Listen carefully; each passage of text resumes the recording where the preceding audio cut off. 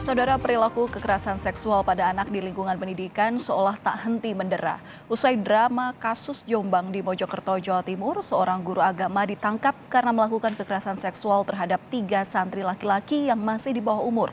Perlu ada evaluasi dan pengawasan ekstra agar anak-anak tak jadi korban predator seks dan aman selama menempuh pendidikan.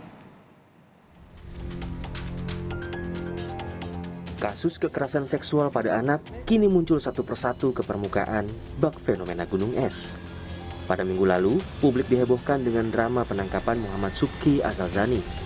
Pengurus Pondok Pesantren Sidikiyah di Jombang ini jadi buruan aparat berwajib sejak awal tahun 2022 karena dugaan kekerasan seksual yang dilakukan terhadap santri. Padahal, putra pendiri pesantren Sidikiyah ini sudah jadi tersangka sejak akhir 2019. Kini Subki tinggal menunggu jalannya peradilan di Pengadilan Negeri Surabaya. Sidang perdana akan dimulai pada Senin 18 Juli mendatang, digelar secara daring dan tertutup untuk umum. Sidang baru dibuka untuk umum saat pembacaan putusan. Sidang kasus dugaan kekerasan seksual ini akan dipimpin Ketua Majelis Hakim Sutrisno dibantu 2 hakim anggota. Sedangkan jaksa penuntut umum berjumlah 8 orang yang berasal dari Kejaksaan Tinggi Jawa Timur serta Kejaksaan Negeri Jombang.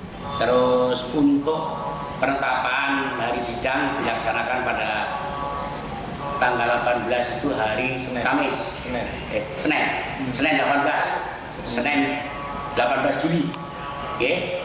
18 Juli hari Senin untuk sidang pertama.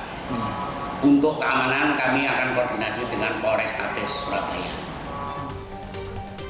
Buntut dari kasus ini, Kementerian Agama sempat mencabut izin operasional pondok pesantren. Ribuan santri pun dirundung cemas akan nasib pendidikan mereka. Namun keputusan pencabutan izin pesantren dianulir oleh Menteri Agama ad interim, Muhadjir Effendi. Pembatalan ini dilakukan demi kebaikan ribuan santri di pondok pesantren. Muhadjir menyebut, pembatalan pencabutan izin operasional pondok pesantren Sidikiyah dilakukan sesuai arahan dari Presiden Joko Widodo.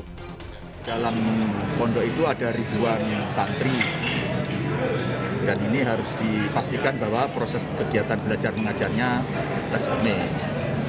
Dan untuk bisa terjamin itu maka statusnya harus dipulihkan baik lembaga maupun anak-anak ini. Karena itu atas arahan dari Bapak Presiden sebaiknya pencabutan status izin operasional itu supaya dibatalkan. Setelah drama penangkapan Subki, kasus kekerasan seksual pada anak di lingkungan pendidikan kembali muncul ke permukaan. Masih di Jawa Timur, tepatnya di Mojokerto. Seorang guru agama ditangkap polisi setelah melakukan kekerasan seksual terhadap 3 santri laki-laki yang masih di bawah umur. Tersangka Rudianto melakukan aksi bejatnya sejak awal Februari di tengah rutinitasnya mengajar. Semua kejahatan dilakukan setelah tersangka mengajak para korban ke kamarnya. Rudianto kini harus mendekam di balik jeruji setelah orang tua para korban melapor ke polisi atas tindakan kekerasan seksual yang dialami anak mereka. Tadi dipanggil oleh RD alias D ini untuk masuk ke dalam ruangan. Setelah kedua korban masuk ke dalam kamar, kemudian disuruh memijat RD alias D, dan tidak lama kemudian salah satunya disuruh keluar dan tinggal 1 orang. Saat ditinggal dalam kamar itulah pelaku berpura-pura menanyakan kepada korban apakah korban sudah akil balik atau belum. Pada saat setelah ditanyakan apakah korban sudah akil balik atau belum, kemudian korban YSF dipertontonkan video porno sampai akhirnya pelaku melakukan perbuatan asusila terhadap korban. Ditangkapnya pelaku kekerasan seksual sedikitnya bisa memberi kelegaan bagi para korban dan anak-anak bahwa mereka tak lagi dilanda ketakutan selama menempuh pendidikan. Namun demikian, perlu ada evaluasi dari pihak terkait agar kejadian semacam ini tak terus terjadi. Sebab kekerasan seksual pada anak punya efek jangka panjang dalam kehidupan mereka. Oleh karena itu, lingkungan pendidikan sudah seharusnya jadi tempat yang aman bagi anak-anak.